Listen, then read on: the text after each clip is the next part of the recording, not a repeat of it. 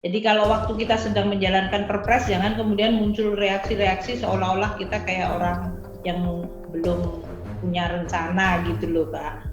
Itu kan semuanya issuance dari Perpres 72 sudah diomongkan, sudah disampaikan ke publik. Sebentar, itu anunya.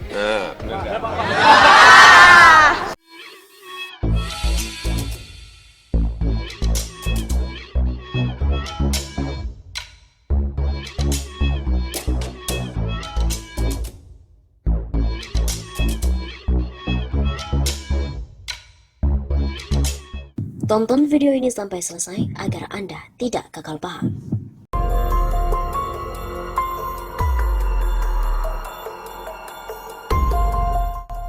Ngeri-ngeri, Jokowi telah sembunyikan utang ratusan triliun. Ekonom senior Indef, Profesor Didik Rahbini menyebut utang negara terus membengkak dan disembunyikan, baik oleh pemerintah maupun oleh DPR.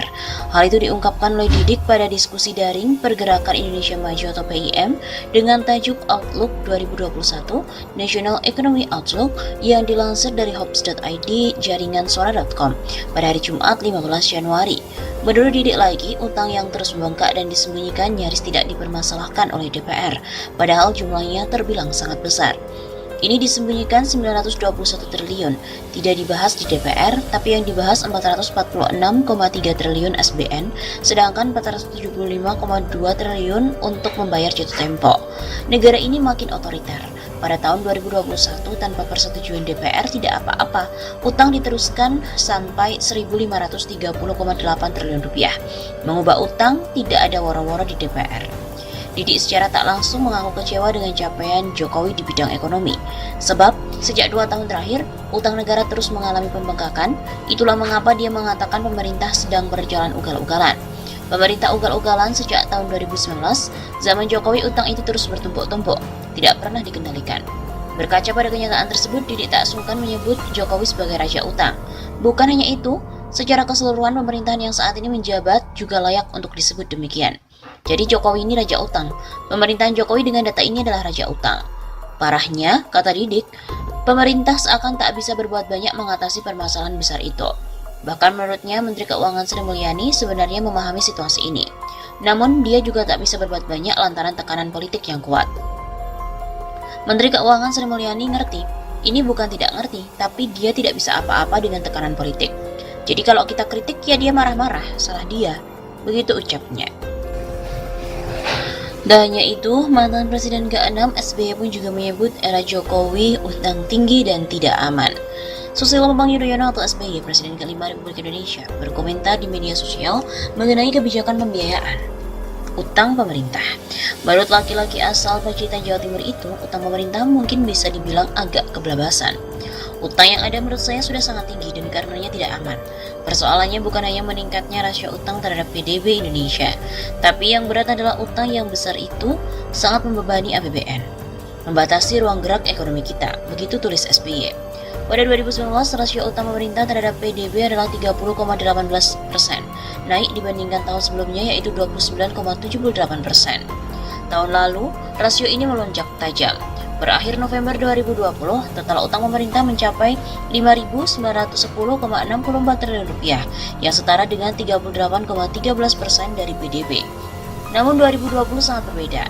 Pandemi virus corona membuat pemerintah harus menjadi juru selamat.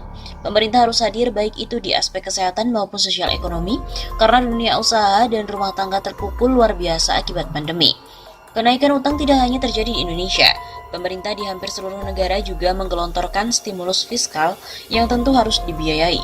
Dengan kondisi penerimaan pajak yang seret akibat ekonomi mati suri karena pandemi, suka tidak suka stimulus fiskal harus dibiayai dengan hutang. Akan tetapi, SBY menggarisbawahi bahwa masalah utang bukan hanya aman atau tidak aman. Yang dilihat dari rasio adalah PDB. Hal yang juga penting adalah bagaimana membayar utang itu, apakah bakal membatasi kemampuan pemerintah dalam bidang lain.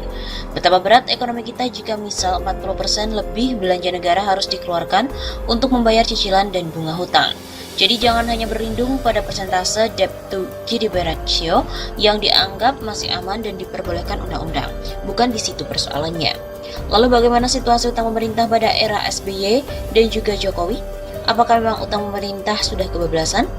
Pada sisi pertumbuhan, rata-rata utang pemerintah pada masa Jokowi periode 2015 sampai 2019 naik 12,96% per tahunnya. Sedangkan rata-rata pertumbuhan utang pada masa SBY yaitu sebesar 10,51% per tahun, dan pada periode pertama 2005 sampai 2009 hanya 4,38% per tahunnya. SBY juga menyinggung soal pembayaran bunga utang yang membuat manuver APBN menjadi terbatas. Apakah pada masa pemerintahan Jokowi pos ini semakin meningkat? Selama 2016 sampai 2019, rata-rata rasio pembayaran bunga utang terhadap belanja negara secara keseluruhan adalah 10,56% per tahun. Sedangkan pada 2010 sampai 2014 adalah 7,36% dan 2005 sampai 2009 ada di angka 10,83%. Rasio pembayaran bunga utang era Jokowi lebih tinggi ketimbang SBY periode kedua, tapi lebih rendah ketimbang pemerintahan SBY jilid pertama.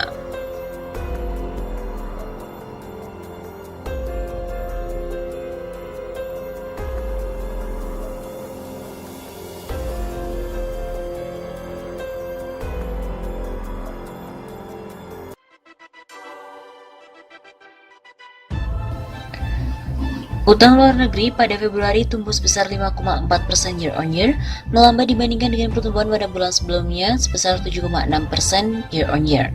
Perkembangan tersebut terutama didorong oleh perlambatan utang luar negeri publik. Begitu keterangan Bank Indonesia pada hari Rabu 15 Maret yang lalu.